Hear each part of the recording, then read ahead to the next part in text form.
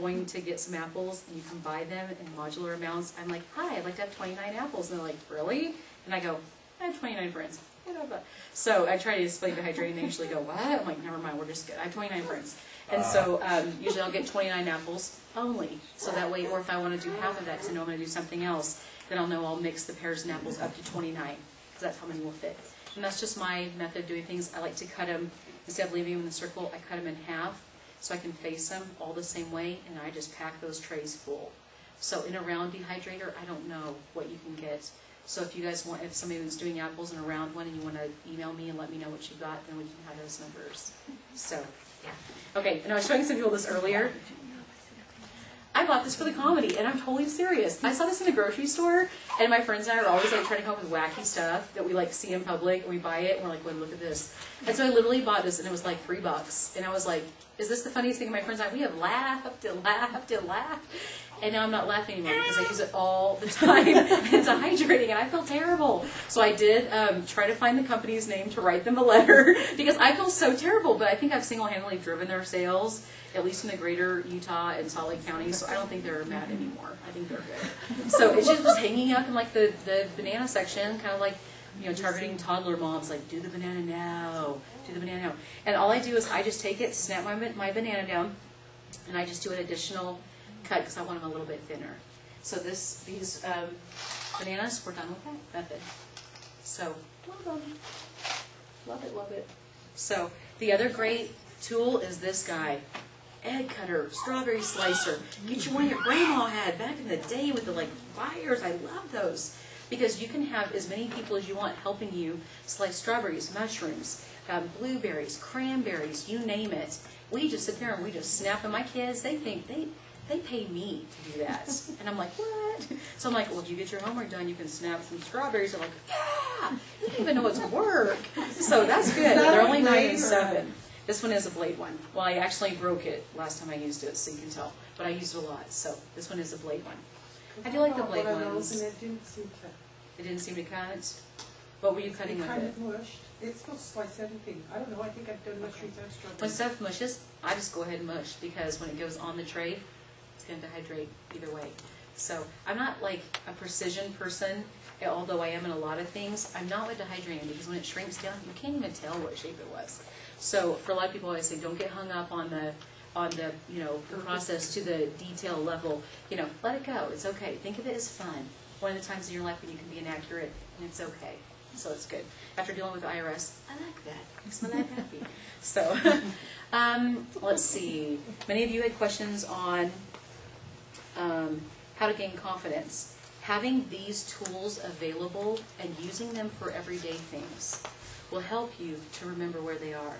When I do a cucumber, I just snap a cucumber now at this. So I'm using it all the time, and I go, oh, I should do those bananas that are hanging there that are all bruised up and all scary, and the kids are running away. Wah! They won't touch them. I should just go ahead and while this is out, wash it, and then go ahead and snap some bananas and throw in the dehydrator. So I usually have about, if I have all 9 trays going, I'll have it going all the time. But every now and then I may rotate 3 or 4 trays, like do 3 sets of 3. So I have 3 available, got 6 dehydrating anything from fruits to vegetables or whichever one I'm doing. And then I'll go ahead and throw, just leave the other 3 trays empty and in there so I can just pull them out and throw stuff on them.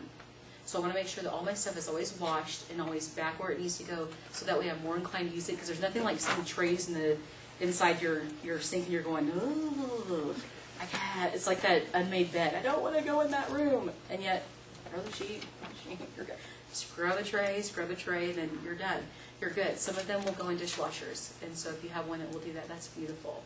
But if not, that's okay. Just take a few minutes, scrub those things down. Think of it like I don't know, like exciting that it gives you a project.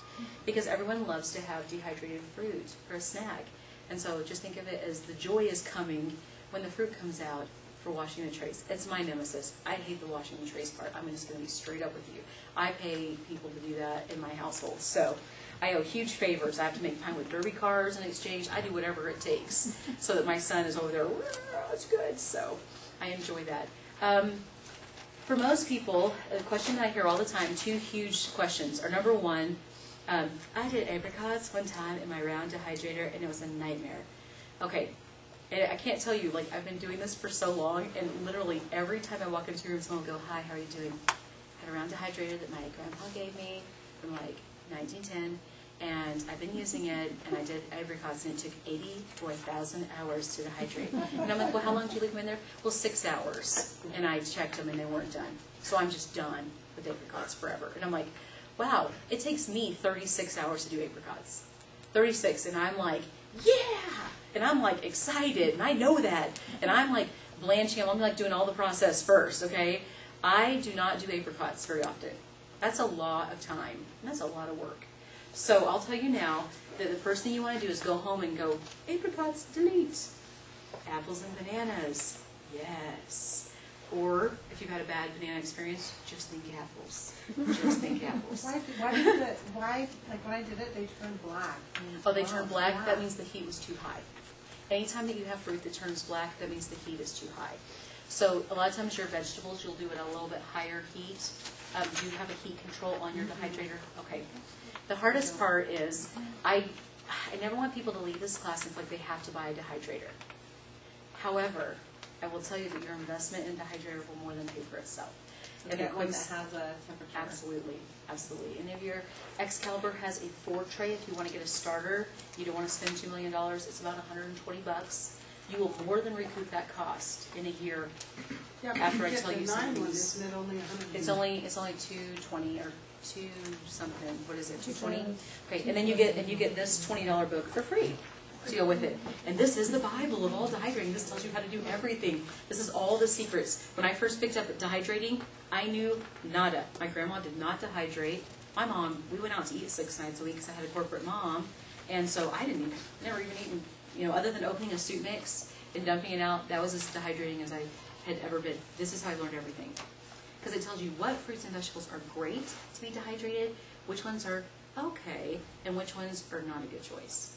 And if you look in there, apricots are like, okay, it's good, but it's going to be a little bit of work. So I always tell people, don't start there. Start easy.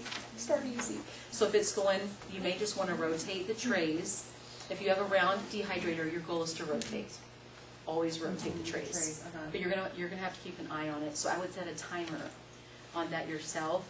Kind of maybe set it for 2 hours, take a peek at them. Set a timer for 3 hours, take a peek. So one day when you know you're going to be home for a while, put it out there, kind of get a feel for how your dehydrator works and how hot it gets. They have like those little oven timers that you can throw in your oven. They're like $4 at Walmart or whatever. Put one in there. See how hot it's getting. Okay. And that way you can decide, because if it's heating up over 140 degrees, you're gonna pretty much blacken most of your fruits. And it's funny because on the machine it says don't put any meat or anything in there because it doesn't get hot enough. How interesting. Okay, so that means it shouldn't be going over 140 degrees. Okay. So for you... And I even tried mangoes, I've tried lots of... And they've all blackened on those. Anytime I have pineapples that go black, it's because I'm not paying attention. So, yeah. Because if I throw pineapples in with apples you can walk away for 6 years, and they'll just go forever, and you're good. And literally, a week later, you can go back in there, and they'll just be shriveled up, laying there like, It takes them that long? So, no.